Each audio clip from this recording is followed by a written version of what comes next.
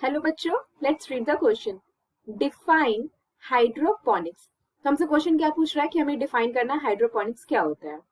सो इस क्वेश्चन को सॉल्व करने के लिए जो की कॉन्सेप्ट हमें रिक्वायर्ड है वो हमें पता होना चाहिए कि हाइड्रोपोनिक्स क्या होता है, हाइड्रोपोनिक्स का रोल क्या है, अभी उसका इम्पैक्ट क्या हो रहा है ह्यूमंस पे। तो जो की कॉन्सेप्ट है वो हाइड्रोपोनिक्स है। तो हम हाइड्रोपोनिक्स के बारे में डिफाइन करते हैं। सो बेसिकली हाइड्रो, हमें नाम से ही पता चला है there is something related to water. So hydroponics में क्या होता है? कल्टीवेशन ऑफ प्लांट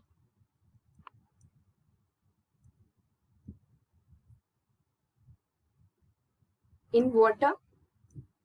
लेकिन हमें ये भी ताज्जुब है कि कैसे प्लांट जो है वो वाटर में ग्रो कर रहे हैं। तो ये जो एक सब कैटेगरी है किसका? हाइड्रोकल्चर का। और ये यूजफुल टेक्निक है जो हम ग्रो कर सकते हैं प्लांट को without the use of soil. तो इस टेक्निक से क्या होता है, जो रूट होता है प्लांट का, ये जैसे रूट है किसी भी प्लांट का, ये क्या करता है? एब्जॉर्ब करता है न्यूट्रिशन, एब्जॉर्ब न्यूट्रिएंट्स जो कि प्रेजेंट होता है किसमें? Present in water. तो सॉइल से भी तो ये यही कर रहा था, न्यूट्रिएंट्स प्रेजेंट कर रहा था। और फिर क्या होता है? और ये अपने ग्रोथ को फुलफिल कर रहा था, ग्रोथ की जो भी रिक्वायरमेंट होती है। तो फिर अपने भाई लीव्स बनाता है, स्टेम बनाता है, तो ये अपना रिक्वायरमेंट फुलफिल कर लेता है।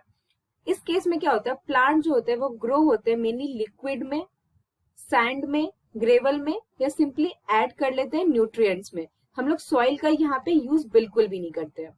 लेकिन रिसेंट ईयर में हम देख रहे हैं जैसे कि हमारे पॉपुलेशन बढ़ रहा है, लैंड का भी इरोजन हो रहा है, सॉइल इरोजन हो रहा है। तो उस केस में जो हाइड्रोपोनिक्स है ये बहुत ही किफायती यूज में आ रहा है, बहुत ही कमर्शियल प्रोडक्शन और हॉर्टिकल्चर में बहुत ही ज्यादा यूजफुल है। तो इसमें क्या हो रहा है कि लिमिटेड स्पेस में इस मेथड के थ्रू फ्रेश प्लांट जो है वो ग्रो हो जा रहे हैं और वो हमें बहुत ही बेनिफिशियल हो रहा है। तो हाइड्रोपोनिक्स में जो फोटोसिंथेसिस का प्रोसेस होता है तो वो किस तरीके से होता है? तो यहाँ पे हमें पता है कि फोटोसिंथेसिस के प्रोसेस में हमें क्या चाहिए होता है? कार्बन डाइऑक्साइड चाहिए होता है, वाटर चाहिए होता है। तो वो क्या हमें प्रोवाइड करता है? वो हमें ग्लूकोज प्रोवाइड करता है। ग्लूकोज हमारा क्या हो गया? C6H12O6। और बदले में ये क्या हमें देता है? ग्लूकोज और ऑक्सीजन। अब हम बैलेंस कर लेंगे केमिकल इक्वेशन को। और जहां तक कि बहुत सारे कॉमन एग्जांपल्स हैं हाइड्रोपोनिक्स के जो कि इंक्लूड करते हैं production of sprouts, cabbage, peas, onions, tomato, yams और बहुत भी सारे। और जो टर्म है हाइड्रोपोनिक्स ये कैसे डिराइव्ड हुआ है? जैसे हमने देखा हाइड्रो, नाम से ये पता चल रहा है कि वाटर से रिलेटेड है। और ये पोनिक्स, तो पोनिक्स क्या है? तो हाइड्रो जो हो गया इसका मतलब होता है वाटर, और पोनिक्स जो हो गया वर्किंग।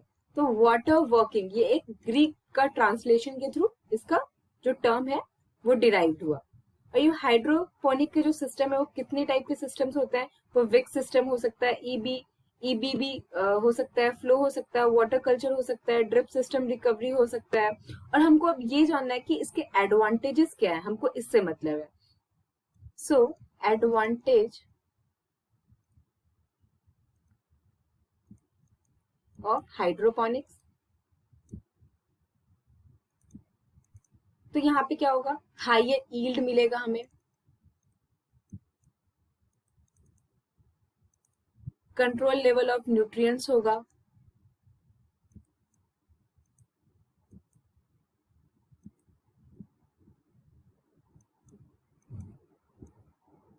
यहाँ पे वीड्स भी नहीं होंगे तो वीड्स कैन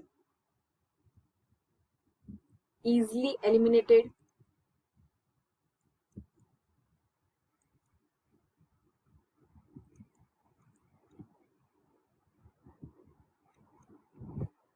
फिर वाटर जो प्रेजेंट होता है सिस्टम में वो रीयूज हो सकता है।